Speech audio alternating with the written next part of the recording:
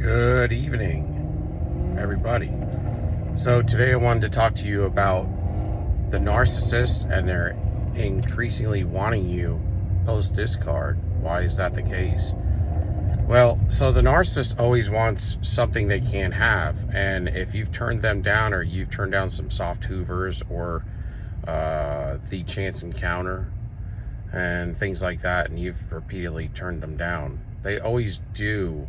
They may walk away with a little injury for a while, but they'll always come back thinking in their pompous self, and usually at the moment in time where you least expect it, knowing that they can get you back. And they may have come, if you start seeing them after about 6 months or so, is because they ran through all their sources of supply and you're the one they want. You are the one they want because what they can't have, they always want. And this is what they always get obsessed with. And the thing that they love is the chase. That's why in the love bomb phase, they do all these wonderful things for you to show you what they could be to some degree. But a lot of it's fake, they're inconsistent with it because they can't put it on for very long because it's fake, right? But they show you this best mirror of whatever in your fantasy. They get into your fantasy and find out what you really want, and then they put it on good. And so they love to do this. They get adrenaline off this because and dopamine and serotonin and all that stuff, they get high doses of that. And that's because that dopamine center in their brain and all of those hormones, see, whenever you're doing a lot of things that give you a lot of indulging, whenever you indulge in stuff too much, it causes your endocrine system to get dysregulated, and the narcissist has and then it causes depression, big drops in the dopamine because you can only produce so much. And so a lot of times the narcissist, and they get you caught up in this hot and cold, okay?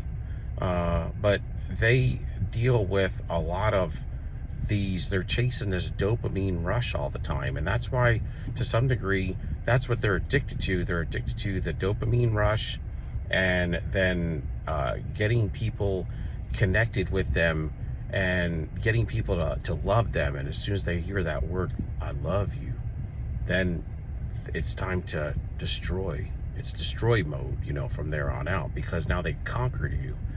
And when you refuse the Hoover over and over again, then they increasingly get obsessed, and they get on this rumination to where they have got to conquer you. And they can't get you off of their mind because you've refused them. And when you refuse them, then they start to get obsessed. And that's why you'll find them stalking you and trying all these different things, going through all these different people to get to you from around the corner.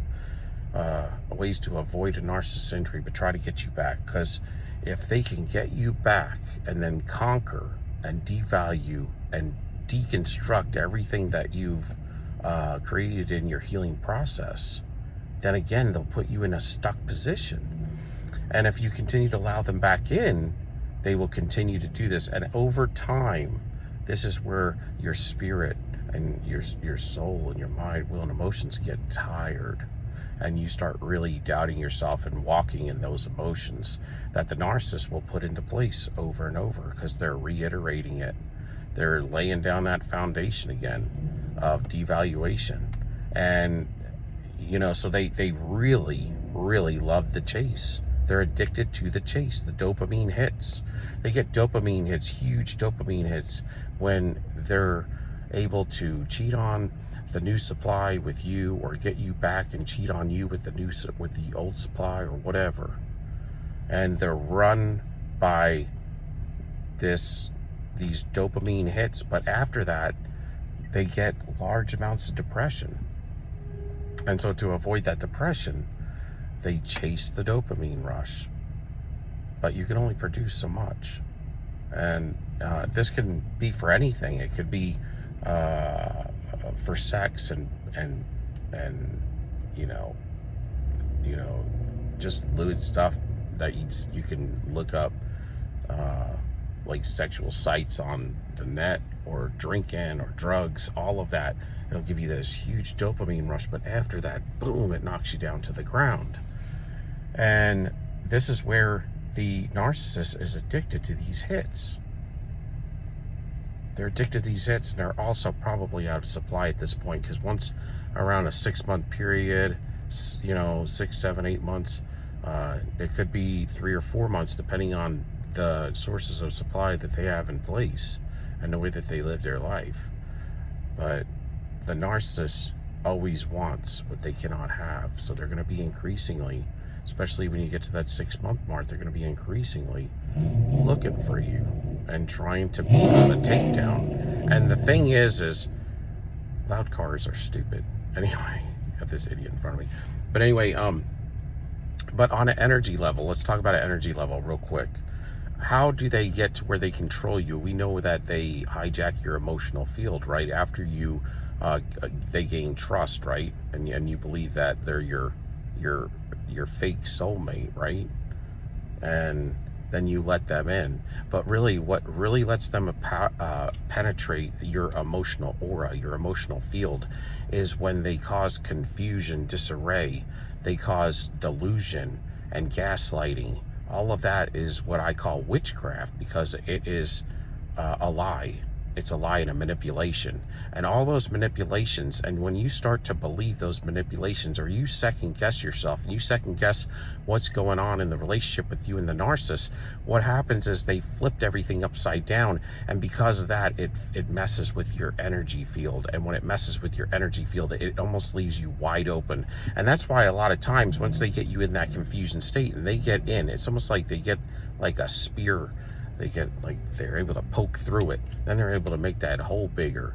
And then when they continually get you confused, because you're with them on a daily basis and they're knocking you down on a day-to-day, then that hole gets bigger and they get more control over that emotional field, until you decide to wake up and you decide to take your life back. Because that's what you really need to do. Take your whole life back after being with one of these fools. And then what you need to do is you need to stick it out and stay away from them.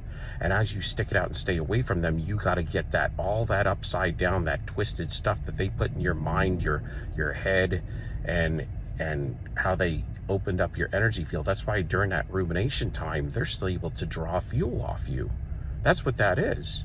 They got you so twisted that witchcraft that they have placed on you, really. But they have to pull you down that far. But that's because we let them in with that trust and that love, that fake love, and we denied ourself for them, and the betterment of ourself we denied, so that we could put them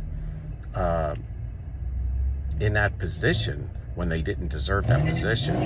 And because of that, that energy field got all out of whack and upside down and inside out and twisted, just like that's what the enemy is. He's upside down, inside out, and twisted from what is good and righteous in this world system. So as you are in your healing process and ascending and getting your vibration to grow up, you got to glow up, and you got to continue to reset your mind, renew your mind on a daily basis. Word up and stay true, because there's nothing the best thing, the beauty about the empath is that we have the empathy and the love, but we walk in truth, y'all. And when you're with the narcissist, you'll find that they go against every value that you embody. And like I said, they need a source of supply that has truth and value and empathy and true love, because that's what makes their mask look real, and that's what fuels them up, and that's what energizes them. So starve the narcissist, go no contact, and let them stay thirsty, y'all. So till next time, soldier up, peace, we out.